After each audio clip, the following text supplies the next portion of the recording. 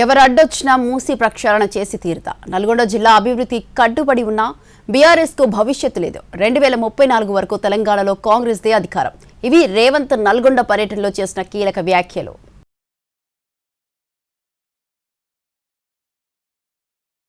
నల్గొండ జిల్లాలో పర్యటించిన సీఎం రేవంత్ రెడ్డి పలు అభివృద్ధి పనులకు శంకుస్థాపన చేశారు. కనగల్లో హ్యామ్ రోడ్ల పైలాన్ను ఆవిష్కరించారు. తెలంగాణ వ్యాప్తంగా 13,600 కోట్ల రూపాయల పెట్టుబడితో 34 ప్యాకేజీలుగా హ్యామ్ రోడ్ల విస్తరణకు శంకుస్థాపన చేశారు. కనగల్ నుంచి హెలికాప్టర్లో నల్గొండ చేరుకున్న సీఎం రేవంత్ రెడ్డి హెలిప్యాడ్ నుంచి నాగార్జున కాలేజ్ ప్రాంగణం వరకు రోడ్ షో నిర్వహించారు. ఓపెన్ టాప్ జీప్లో ప్రజలకు అభివాదం చేస్తూ వేదికపైకి చేరుకున్నారు. నల్గొండ మున్సిపాలిటీకి తాగునీరు అందించే ఫేజ్ 1 పనులకు శంకుస్థాపన చేశారు. ఇందుకోసం 83 కోట్ల రూపాయలు వెచ్చించనుంది ప్రభుత్వం. బహిరంగ సభలో పాల్గొన్న ముఖ్యమంత్రి రేవంత్ రెడ్డి బీఆర్ఎస్ నేతలపై విమర్శలు, ఆరోపణలు చేశారు. త్యాగాలంటే రాజీనామాలు చేయడం, ఎలక్షన్స్ తేవడం, కలెక్షన్స్ చేయడమా అని బీఆర్ఎస్ నేతలను ప్రశ్నించారు. బీఆర్ఎస్ 10 ఏళ్లు, బీజేపీ 12 ఏళ్లు, కాంగ్రెస్ 2.5 ఏళ్ల పాలనపై చర్చిద్దామా అని సీఎం రేవంత్ విపక్షాలకు సవాల్ విసిరారు. కాంగ్రెస్ ఏం చేసిందని నన్ను అడుగుతున్నారు. రేవంత్ రెడ్డి 2.5 ఏళ్లలో ఏమి తెచ్చిండు అని అడుగుతున్నారు.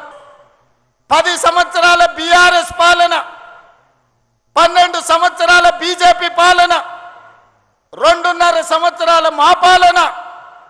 మీ 2014, 2018 ఎన్నికల మేనిఫెస్టో, బీజేపీ 14, 19, 24 ఎన్నికల మేనిఫెస్టో మీద ప్రత్యేక సమావేశాలలో చర్చ చేద్దాం. మీరు సిద్ధంగా ఉన్నారా?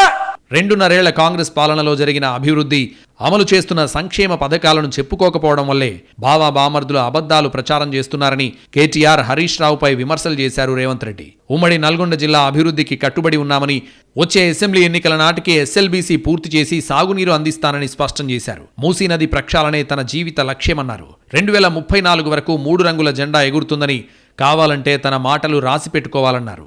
ఇవాళ నేను చెప్తున్న వేదిక మీద నుంచి నల్గొండ బిడ్డల ఆశీర్వాదంతో, మీ ఉత్సాహంతో 2024 నుంచి 2034 వరకు 3 రంగుల జెండా ఎగురుతుంది.